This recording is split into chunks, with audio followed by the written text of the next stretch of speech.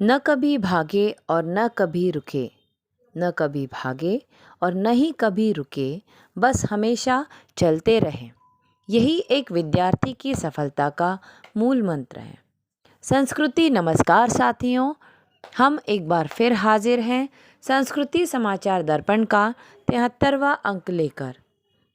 आज का अंक आपको विद्यालय से जुड़ी सभी छोटी बड़ी खबरों को बताएगा। इसको जानने के लिए चलते हैं हम हमारे विद्यार्थी संवाददाताओं के पास। जैसा कि हम सभी जानते हैं कि इन दिनों विद्यालय में 10वीं और 12वीं की बोर्ड परीक्षाएं जारी हैं।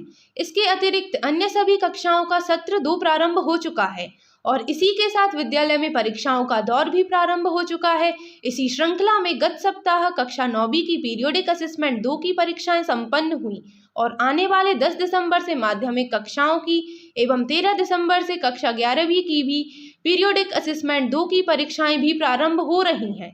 विद्यार्थियों से निवेदन है कि वे बदलते मौसम को ध्यान में रखते हुए अपनी सेहत का ध्यान रखें, पौष्टिक और स्वास्थ्यवर्धक भोजन ग्रहण करें और असुविधा से बचने हेतु समय पर अपने परीक्षा केंद्रों पर पहुंचें।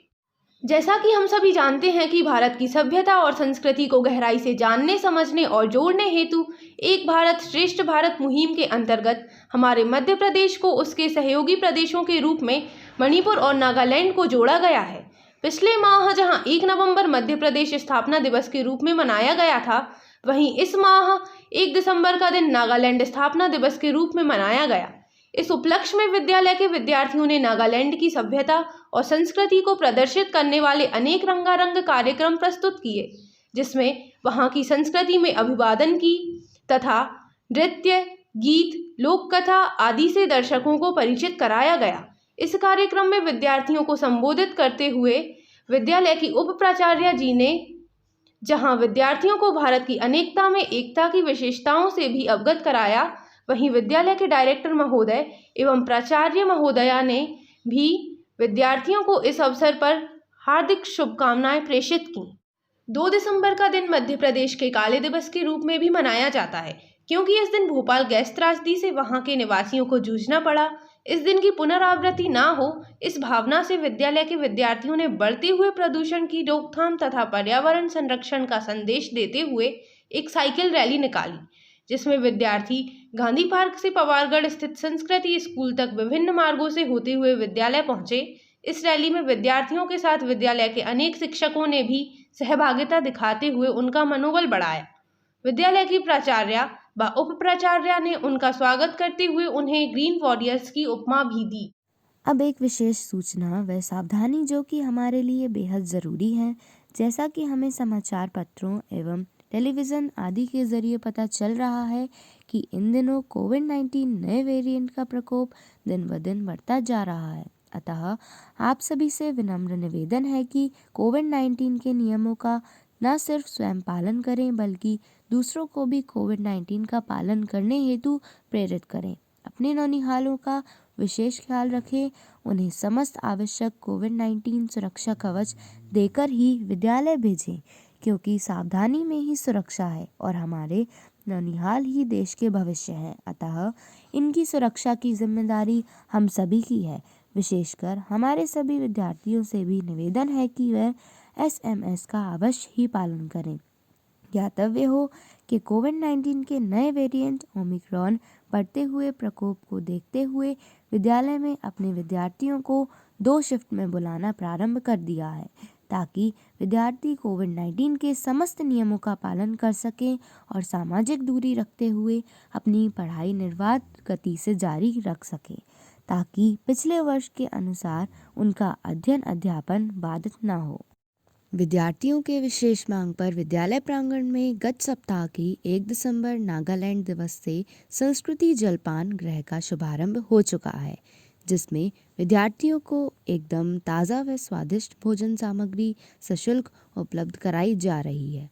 अव्यवस्था से बचने हेतु विद्यार्थियों को पूर्व में ही टोकन भी वितरित कर दिए जाते हैं, जिन्हें प्राप्त करने के बाद विद्यार्थी अपने मध्य अवकाश के दौरान अपनी पसंद का स्वल्पाहार ले सकते हैं।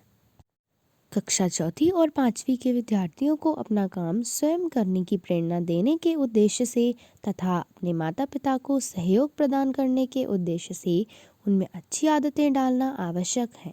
अतः इस श्रृंखला में उनके शिक्षक शिक्षिकाओं ने उनके लिए गत शनिवार को अग्नि रहित भोजन बनाने की प्रतियोगिता का आयोजन संपन्न कराया। वहीं कक्षा 1 से 3 तक के विद्यार्थियों के लिए यह प्रतियोगिता आने वाली 6 तारीख को होगी। इस प्रतियोगिता में प्रतिभागी को दिखाने वाले विद्यार्थियों का उत्साह देखते ही बन रहा है। सभी नन्हे मुन्ने विद्यार्थी भी अपनी अपनी पसंद की अग्नि रहित भोज्य सामग्री बनाने हेतु पूर्व तैयारी में जुट गए हैं।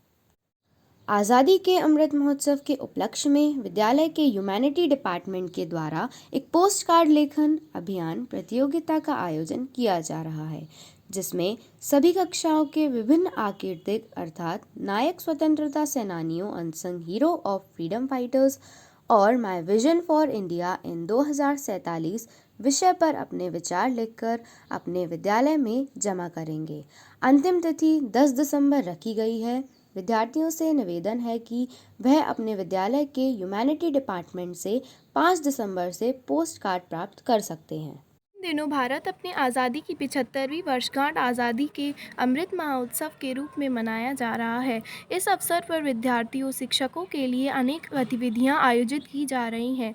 इसी श्रृंखला में पालकों को भी शामिल किया गया है। अतः पालकों से निवेदन है कि वे इस संदर्भ में विस्तृत जानकारी हेतु विद्यालय से संपर्क करें। आज के लिए बस इतना ही। हम आशान्वित हैं कि आपको हमारा आज का अंक बेहद पसंद आया होगा।